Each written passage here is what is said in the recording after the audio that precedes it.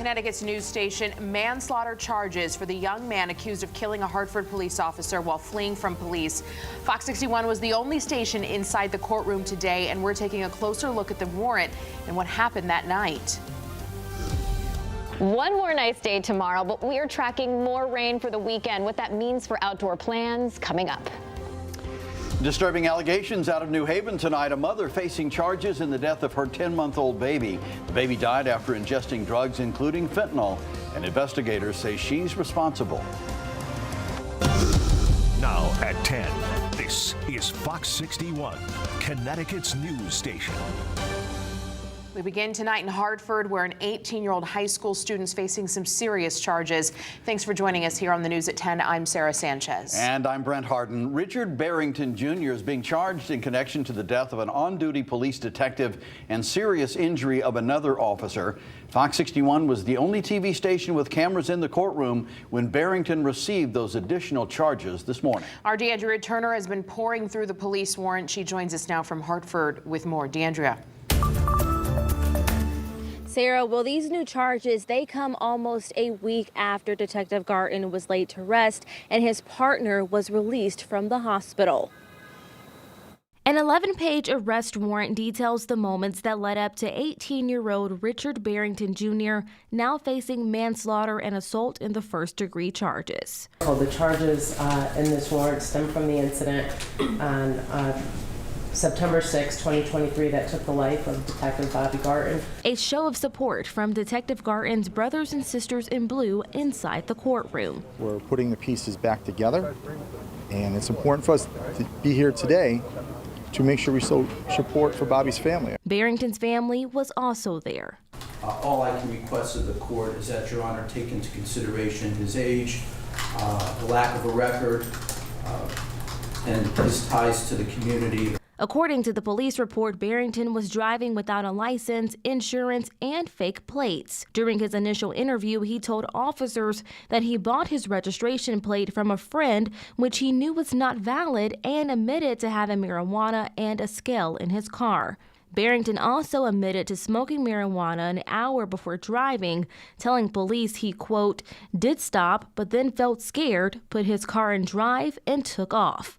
According to the police report, he says after he fled and ran 2 lights, he doesn't remember what happened next. What did happen next caused heartbreak throughout Hartford Police Department, as Detective Garton would lose his life and his partner, Officer Brian Kearney, spent days in the hospital recovering from severe injuries. At this point, the court will set this money $1 million.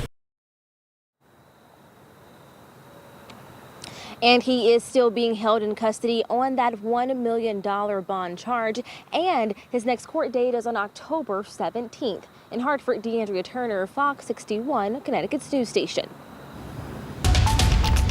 Turning to the weather now, we have one more beautiful fall day to look forward to, but looks like the rain will return over the weekend. Yeah, Chief Meteorologist Rachel Frank is joining us. I've never seen that happen before, Rachel. I haven't either, and I've worked here for a really long time, but we're back. Yeah, we've got one more nice day and then a wet weekend in store. We were kind of going back and forth. Will it or won't it rain? And now it looks like we're getting a better handle on things and it will be wetter. So we'll see periods of rain Saturday, Sunday, and even into Monday with a few lingering showers. It's also going to be chilly this weekend with temperatures in the 50s and 60s, and it will also be breezy as well, although I want to stress we're not anticipating damaging winds.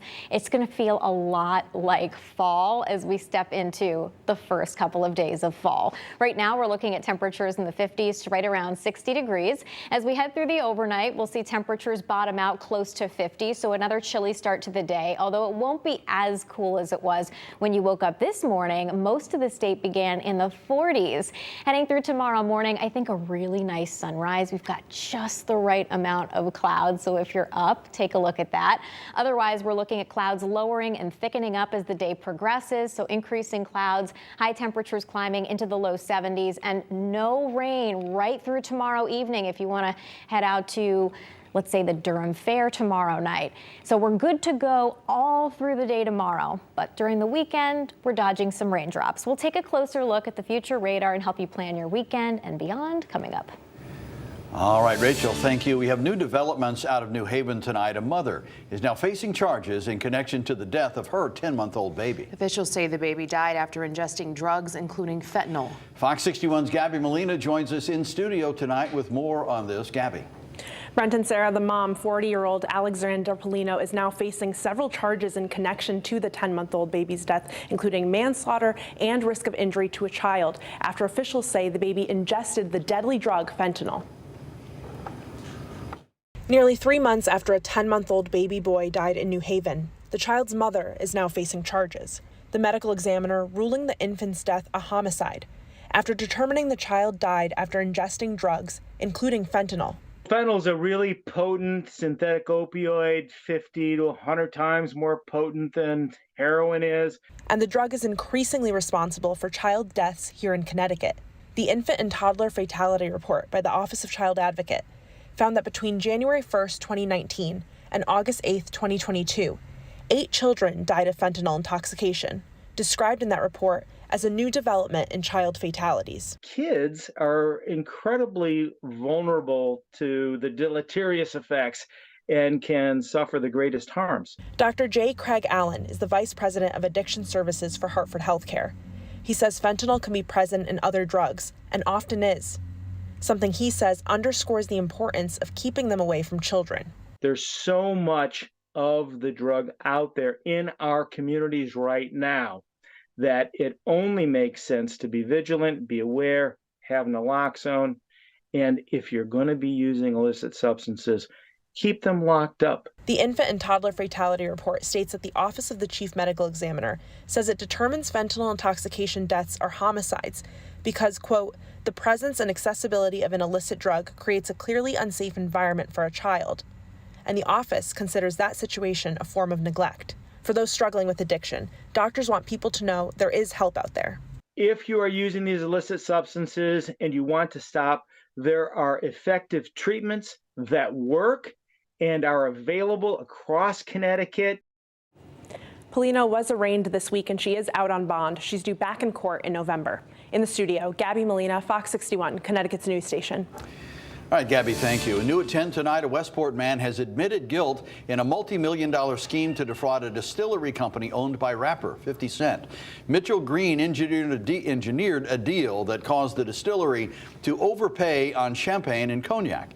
Green then pocketed the difference, netting him over $2 million between 2017 and 2020. Green pleaded guilty to a charge of wire fraud today and is scheduled to be sentenced this upcoming January. An update now to a story we first brought you this morning. State police have identified the woman who was struck by a New Britain police cruiser this morning. Catherine Colin was crossing the street at the intersection of West Main and Lexington Street when she was hit by Officer Connor Reich.